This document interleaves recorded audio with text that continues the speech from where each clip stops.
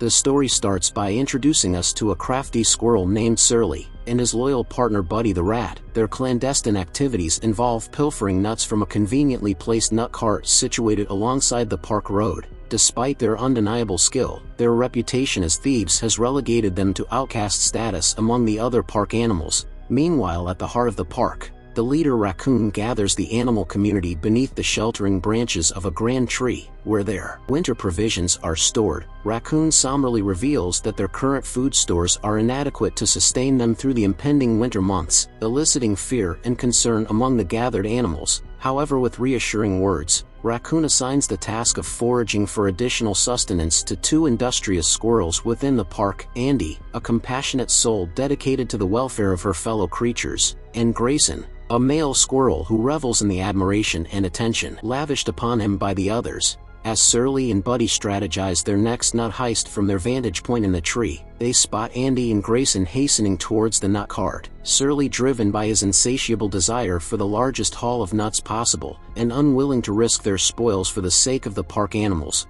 wastes no time in implementing their thieving scheme. Observing Surly's preparations, Andy approaches him, appealing for cooperation in light of the animal's dire need for sustenance. However, Surly remains steadfast in his determination to pursue his own agenda. Just as Surly is about to execute his plan, Grayson makes his entrance, poised to seize the opportunity presented by the distracted nut cart owners. With swift precision, Grayson descends upon the cart, capitalizing on the distraction caused by the arrival of police and a curious little girl. Seizing the moment, Surly dives into action, swiftly pilfering a substantial quantity of nuts while Buddy maintains a vigilant lookout. Emerging from the cart, Surly's backpack brims with ill-gotten gains as he prepares to make his getaway. However, his escape is thwarted by the vigilant eye of the cart owner's dog named Precious, who gives chase, prompting Surly to seek refuge beneath the cart. As the cart lurches into motion amidst the chaos of Surly's attempt to evade capture, Andy, witnessing the unfolding events, resolves to secure the precious nuts for the benefit of the park animals. Situation escalates when the cart careens out of control, its gas tank rupturing and igniting a blaze.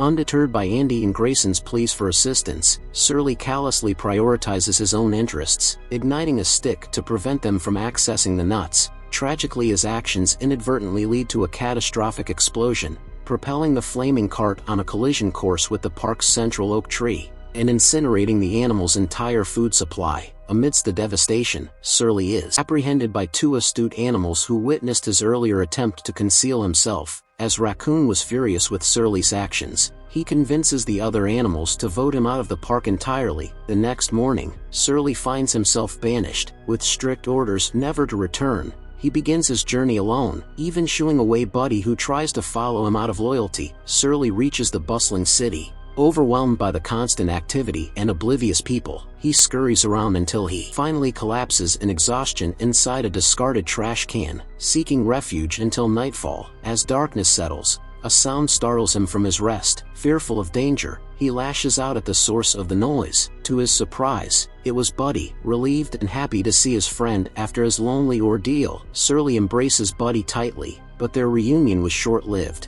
as a vicious gang of rats ambushed them, forcing them to fight back. But with the help of a friendly bird, they manage to escape. But not for long. The bird, overloaded by their weight, drops them unceremoniously in front of a nut shop. Unknowingly, this nut shop was a front for a gang of criminals planning a bank heist. Surly and Buddy desperately try to enter the building, hoping for shelter or a way back to the park. However, their attempts meet with rejection. But just as they were about to give up, the arrival of the gang's leader opened the entrance, allowing them to sneak inside unnoticed. Back in the park, the remaining animals task Andy and Grayson with finding food in the city. Unlike the others, Andy receives a few days' worth of provisions before setting off with Grayson. Unfortunately, their journey wasn't smooth sailing, as in the city, a sneaky rat snatches Andy's food pack. Grayson manages to retrieve it, but in the process, gets himself kidnapped by the rat on a moving train. The next day, Surly and Buddy find themselves sprawled on the rooftop, stuffed from a night of indulging in a massive cheese stash. Meanwhile, the criminals receive a visit from Lana, the leader's girlfriend. Completely oblivious to their true nature, Lana believes the nut shop was a legitimate business, and that her boyfriend is reformed. However, their guard dog Precious, catches a whiff of Surly's scent and went berserk, searching for him throughout the shop. The frantic chase involving Buddy eventually lead them outside, forcing them to flee from the dog. Exhausted, they stumble upon a bin and spot Precious's discarded whistle. Surly grabs the whistle, but it slips from his grasp and lands right at Andy's feet, now holding the upper hand.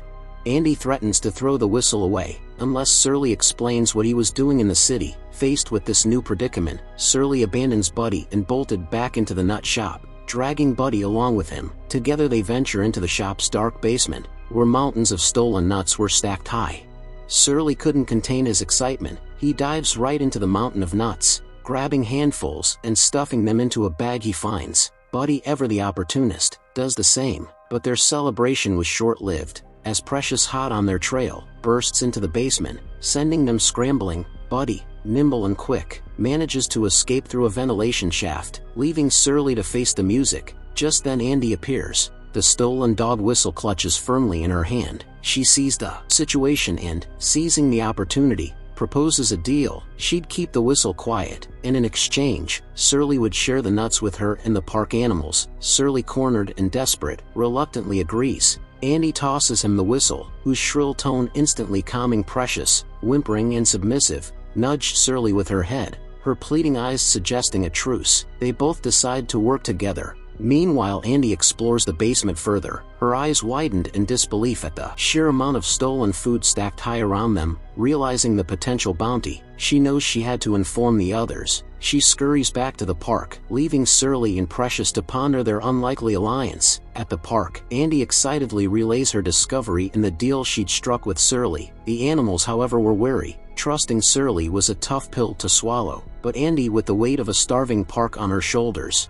argues that they have no other options. Raccoon, ever the power-hungry leader, grudgingly agrees, muttering about double-crossing Surly and keeping his share of the nuts. He then reluctantly assigns Mole and the strongest animals, the Bruisers, to accompany Andy and help retrieve the food. The animal crew arrive in the city, eager to start. Surly, surprisingly, organizes, explains the plan. They would dig a tunnel from the park, connecting it to the nut-filled basement. As the animals begin digging, disaster strikes. An accidental explosion rips through the basement, sending Surly and the diggers flying. Luckily, Surly has the foresight to grab a bag of nuts before the blast, but the explosion alerts the thieves, who scramble to seal off any openings leading to the basement. Surly, shaken but determined, needed a new plan. However, Mole and the Bruisers were fixated on getting Raccoon's approval for any change in strategy. This infuriates Surly. The frustration soon boils over into a heated argument with Andy. Accusations flow, and tempers flares, ultimately leading them to go their separate ways. Dejected, Andy returns to the park with her share of the nuts. The animals were ecstatic, showering her with praise. Unbeknownst to her, this fills Raccoon with dread. The thought of plentiful food circulating without his control, his power diminishing, threatens his entire leadership strategy. He seethes silently, his mind already churning with a plan. He discreetly calls Mole back to the city, instructing him to sabotage the nut retrieval mission, ensuring his grip on the food supply, and consequently his position as leader. Meanwhile, in the city, Surly spots Mole sneaking around, fiddling with a water hose near the digging site. Suspecting foul play, he rushes over, only to be attacked by Raccoon's ever-watchful bird. The ensuing chaos floods the tunnel with water, effectively halting both the animals' and thieves' efforts. Precious, surprisingly on Surly's side now, helps him fight off the bird. After a frantic chase, finally corner Mole. Under pressure, Mole confesses Raccoon's sabotage plan. Armed with this crucial information, Surly knew he has to warn Andy and the park animals, but upon finding them, he encounters Grayson, who had just returned. Surly, desperate to explain the sabotage, spills the beans about Mole's confession. However, the animals, still suspicious of Surly, refuse to believe him, accusing him of twisting the truth to frame Raccoon. Frustrated and hurt by their lack of trust, Surly storms off. Surly isn't about to give up on his stash of nuts. He sneaks back to the basement, determined to grab his bag and make a break for it. But fate wasn't on his side. He gets caught off guard and trapped in a cage. Just then, Lana, the boss's girlfriend, arrives. Furious at her boyfriend's lies about his criminal life, she storms into the basement. Seeing Surly caged like a common criminal, she frees him without hesitation. With Lana leading the way, they all scurries outside. Outside, things goes from bad to worse. as a group of vicious rats sent by Raccoon to sabotage the heist ambushes Surly. They pin him down just as Raccoon himself emerges from the shadows, relishing the chaos. Meanwhile, inside the building, the oblivious thieves blast open the bank vault with a powerful explosion. The shockwave sends Surly and Raccoon flying in opposite directions. Undeterred, Surly fights off the rats and races back into the basement.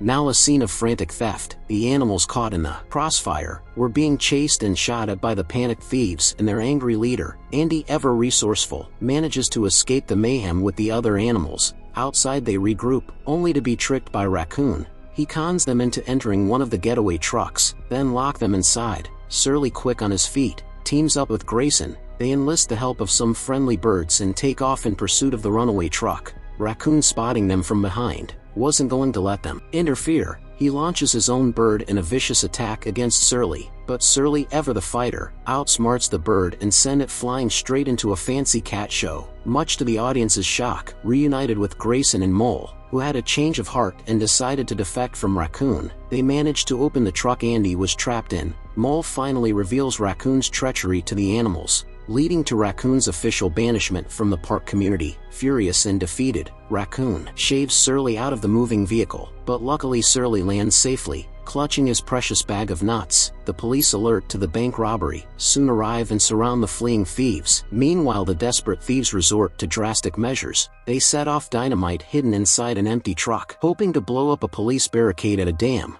But the police were ready. They shoot out the truck's tire, sending it careening off the road and plummeting into the dam below. The truck explodes on impact, creating a massive wave. Fortunately, Surly has managed to pull himself and Andy off the truck just in time. They clung to the edge of the collapsing dam wall, desperately avoiding the raging water below. The explosion has weakened the structure, and with a final groan, the entire dam crumbles, sending everyone crashing into the river. Surly surface, clinging to a log. Frantically he searches for Andy and the other animals. To his horror, he spots Raccoon, who had also survived the explosion. The vengeful Raccoon tries to shove Surly over a waterfall, but in a twist of fate, loses his footing and fell in himself. Surly, determined to protect his friend, makes a selfless choice. He grabs Raccoon's outstretched hand, but instead of pulling him up, he let go, sacrificing himself to save everyone else. The park animals, witnessing this act of heroism, mourn Surly as they drifted away on the river current. The flood eventually carries the nuts and the animals back to Liberty Park. The police apprehend the thieves,